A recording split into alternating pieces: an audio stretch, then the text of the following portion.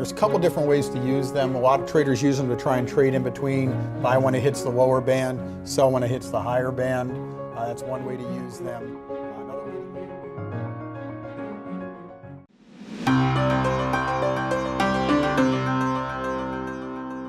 Nick, how you doing? I'm doing great. How about yourselves? Not too bad. We were just analyzing a little bit of preview earnings reports here, and we were like, well, we got to save Netflix for Nick because we know he'll have some comments on the open interest and everything, and they are scheduled to report there tomorrow night. What are your thoughts there on Netflix, Nick? You want to start with Netflix with all that's going on? I know. Well, Okay. we're not the first 35 minutes. You should have joined us 35 Yeah, minutes. Nick, you want to start coming on at 8 o'clock? We could have talked the Johnson & Johnson earnings. We could have talked TKMR. We could have talked all these crazy gap downs last night after hours. But we're going to start talking Netflix. I saved it just for you. Nick, you want to start getting up at 5 o'clock in the morning California time and coming on the show? We'd love to have you. I'm up at 3 California time. What are you talking He's ready. about? It's 5:30 now. I've already had 3 cups of coffee. I'm good. Oh, he's wired right now. Well, give us your wired opinion of Netflix. Well, you know what? The options market is optimistic about it. So even though the open interest is not huge, I would expect it to be bigger in size. So I'm not sure how loud it talks and how strong it will hold up. But if I wanted to go with the flow, I'd be higher rather than lower. What is it now? At 430 something, let's call it 440 area. It should have support at the 440 area with regards to open interest for this week. And as far as resistance, it does build starting the 460 and higher. But nothing massive either way. And they are weighted almost equally as far as open interest, complete open interest with regards to puts versus calls. So if I were to guess, I would guess higher. Just kind of fading the move there. I mean, it came down to a nice level yesterday. It came down under that 437 and change support level. You would have been taking some heat as it went down to 433, but bounced back at 438.58. So still using the close as a support point, $7 away. So could you give us a particular? I mean, would you put on a call spread or? I would. If I was to play it, I would do a call spread. You know, there are a couple of ways of doing it. You can do it as a complete lotto, so go completely ballistic and way out of the money and pay pennies for the spread with you would need like a huge massive move like the Google move of the old days. Remember the $100 on the 880 to 980 in the Google situation. So you can either go, pay small pennies, or what I like to sometimes do and invest a little more, still make it a lotto where, my loss is defined right at the entry point and say take a call spread that's closer to the money, then you have to only guess the direction and not the magnitude of the move. So because nothing worse than guessing the right direction and then just putting your spread way out too far for it to catch any heat, because the premiums are going to just collapse right after the earnings. So closer to the money might be a safer way to bet, because then you only have to guess the direction but not the magnitude. Nick, we were talking just before you got on about this crazy sell last night and some of these big tech stocks. I don't know if you noticed the after hours action. I have a theory about that, actually. You do? I got to hear the theory, because we had AMD selling off 20%. We had Tesla down $4 or $5. We had Google down $15. And we had Twitter down $1.50 last night after hours. I think it was a currency thing. If you remember, if you watch Fast Money, and what's his name, crazy dude, the guy that buys everything, Dennis Gartman. Oh, Dennis Gartman. Yeah, he must have been short and dollar, whatever. So he made a point. He pointed it out that the currency, there was something going on in the currency, and that scares the bejesus out of him. So it may have been tied to that. Because why do I say that? Because if you've noticed that the yen has been for a while now, that the TLT and the yen rip and the stock market and the 10-year drop, right, in opposite direction. So we have like a two-sided on each side inverse related trade going on, whereas the yen rips and we drop. So there must have been a rip in the yen or something in the currency, and people got scared. Big money got scared, and they wanted to they didn't hedge enough maybe going into, and then they figured they'd dump some right at that event. That's my theory. I can't prove it either way, but there was no reason for the Google drop. I searched I was watching the Goog and not the Google, and that got to Yeah. 518, and now it's Yeah. 540 almost, Yeah. 537, 538. So there was no reason for it, and it was system wide. So either somebody's liquidating or somebody saw some things in the currency market and they got scared, like Dennis Cartman was, and just shifted their position for the overnight. They did, and they were scared, and they sold down there, and they are regretting it here this morning. And, Uh, and, Go and ahead. you know the macro thing is that we've had so many negative headlines compile. Each headline all by itself will not take the economy down, but it's like death by 1,000 cuts. Which Right. do you plug first? Which wound do you tend to first? So we have not had any days without any negative headlines, and in the middle of the afternoon, the headlines break, and boom, just throws all the hard work of the entire day down the tube. And today, yes, we're up 11 points, but people are going to be gun shy. They're going to be selling at the drop of a hat. So yesterday was Ebola. There's, in my opinion, no doubt, because the airline stocks were hammered. So Yeah. that's an Ebola trade. And on one hand, it's scary that this is a professional person who knows she's caring for the only Ebola case in the whole country, and she contracts it. So if she can contract it, what about us? But then you think about it, the flip side, she's around the only Ebola Yeah. case. Exposed. So she is exposed to it. So hopefully that it was, well, too bad for her, but hopefully that it was a system failure of sorts, broken clothes or broken something, and that it didn't mutate. So hopefully that we don't start hearing talks, oh, it mutated and that was airborne or something. Then you'll have panic. Nick, what do you think about this stock, LAKE? I know Ace has been talking about it in the chat, and it's been absolutely incredible. And this is a pure Ebola play because, well, I don't know if it's a pure play, but they sell protective clothing there and masks and stuff. And look at the stock. It's went from $10. It got over $33 here this morning. It's pulling back now. It's actually giving back $6 in the pre-market highs, trading at 26.81. But this just shows you this is just ridiculous, isn't it? Yeah, I can't trade this. Good for him for having caught it if he did. But how do you trade this? I don't short it because who knows how high it can go. And you're right. And I'm definitely not buying it up here. Like I'll say, in 2-3 months, I think this is a lot lower. But who knows where it goes in the short term? Because I think you could have said that at 20, and the thing's up at 30. It's probably best to just buy a strangle on it or something. So it's going to move either way. Either going to give it all back or going to double, triple. So buy the line right here. Yeah, I'm sure the premiums on those strangles would be very conducive to buying those. You'll probably really have to pay up for them, but. We can let's go on some of the other stocks that we like to talk with you about, and let's just go to everyone's favorite stock here, Apple.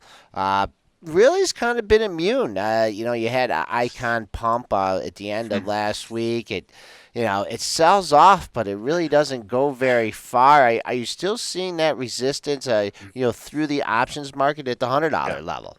Yeah, I told you last week, don't chase it. It was a champ. It deserves a kiss on the lips from everybody. If Apple didn't hold up, where would we be? It's 13% of the NASDAQ. It's a good chunk of the other major indices. So for the psyche, Apple held us. It held green on bad days for the longest time, but nobody else stepped up to help. Google tried up at times, but it didn't make it there. So it's a champ. But it is a champ who becomes an anchor or drag once we bounce and it reached deep into its resistance territory.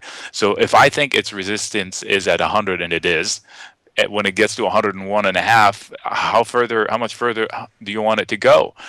So it needed help from the rest of the market to step up, but nobody was stepping up. So yes, resistance is still at 100, and there are a couple of funky open interests that are at 96, which scares me. So I would not want to chase it for sure. I am not trading it, and if I was, I'd buy some puts in it. Okay, I mean, hanging up here at all-time highs, it's even for the last couple of weeks. We talked about it. So are you basing that $100 resistance, is that on the weekly option open interest? Okay, go ahead.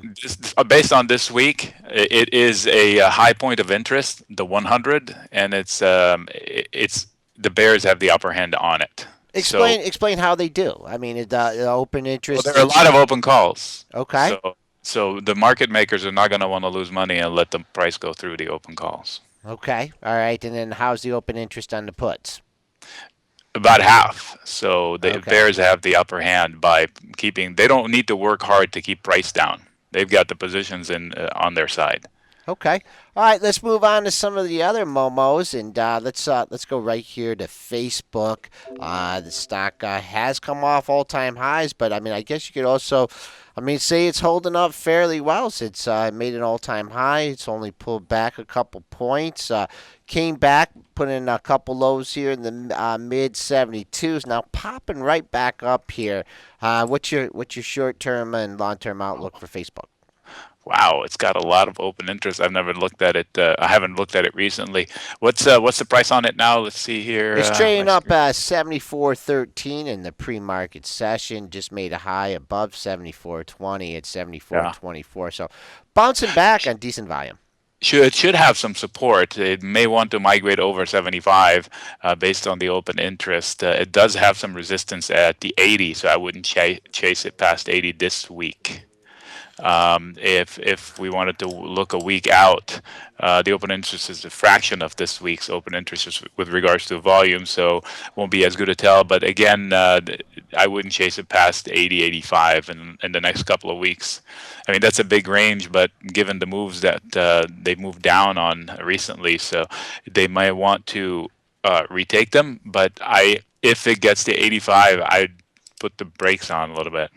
Do you follow the ratings by at all? Does that affect your trading at all? It does, and I'm glad you said that. For example, this morning I thought I read a couple of negative blurbs on Home Depot and Lowe's, and I'm interested to see that Home Depot is holding up green and Lowe's is a little red. So when you don't drop on bad news, are we close to a bottom kind of a deal? I know you mentioned Jim Cramer earlier. That's one of his things. You make fun of him as much as you want. I do all the time, but sometimes he says a few good things. Now, I don't like to see Wells Fargo and JPM this morning down on no good or no bad news. I think they came in line on both, and they're down 1%. So Domino's Pizza reported well, and it's up 2%, and Citigroup reported well, and it's up 2%. So yes, I do pay attention to the downgrades and upgrades, not because I want to follow them, but to see how they trade afterwards. Okay, just interesting note here on Twitter. On the 2nd, JP Morgan upgraded them from neutral to overrate, raised the target from 54 to 64. That was right in the midst of the rally. Nomura maintained it, raised their target from 50 to 55, and then not sure what Susquehanna's doing here. Maintained it last week in neutral, but raised the price target to 45, 47. I mean, what do you make about that? They raised the price target from 45 to 47? I mean, so they telling you to go out short the thing here because it's way over their target price? How do you interpret that?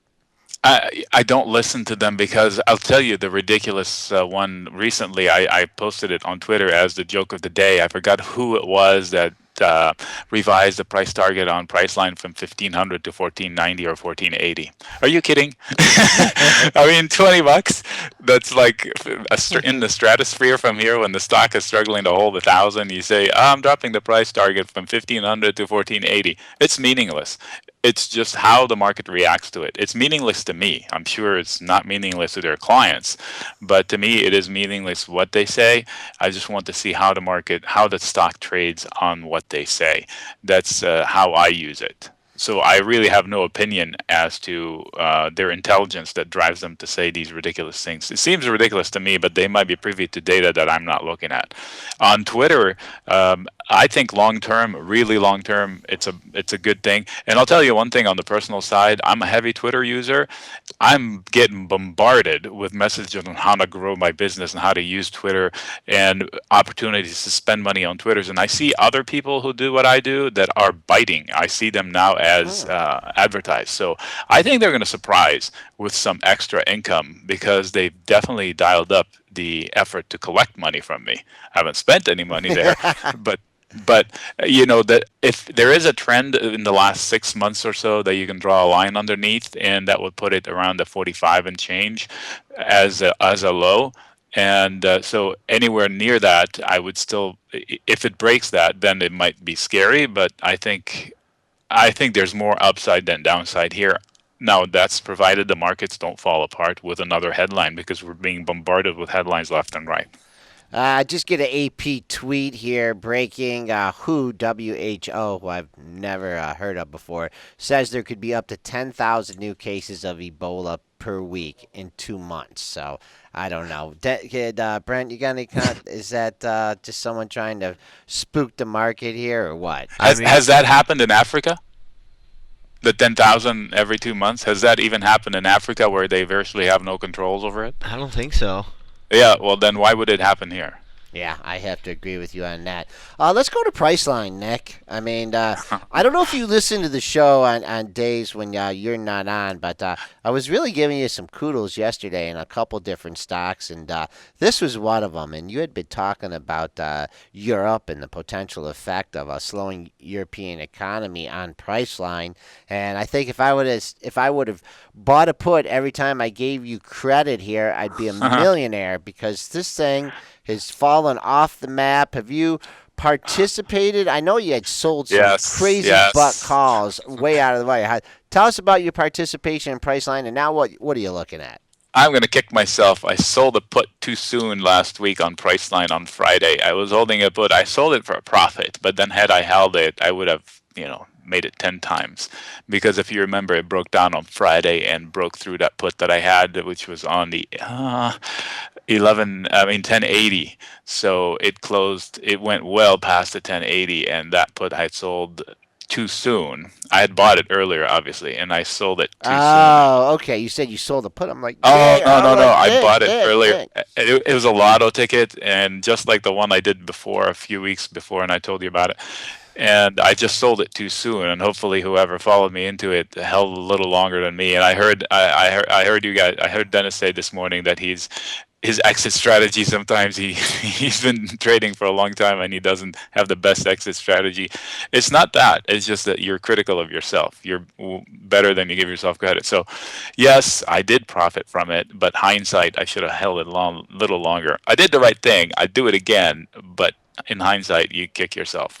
So I have been trying to, I did short it that way, but I also would try to catch that falling knife too, even though Europe sucks. But Priceline still makes money, and I just don't see the Germans, for example, stop traveling, unless really the Ebola really becomes an epidemic, and then the whole market is in trouble, and then you can't catch anything.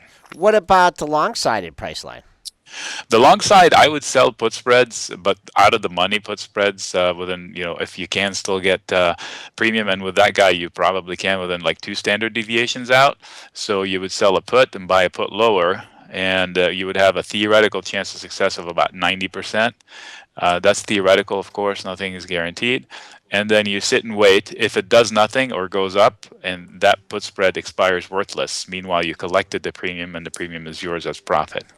That put that you had on Priceline, did you have one or two on, or did you have a whole boatload of them on? Because the reason I ask is because I know what from trading stocks or trading things, it's when you have a big size on, it's you want to parcel out, you want to get out, and then a lot of times, let's say you have a 10 lot on, that last one that you hold on to that you're not worried about, that's the one you make the most money on. I can imagine those prices. You're right. You're right. I did have a decent size to where I was like, I need to salvage some value out of it.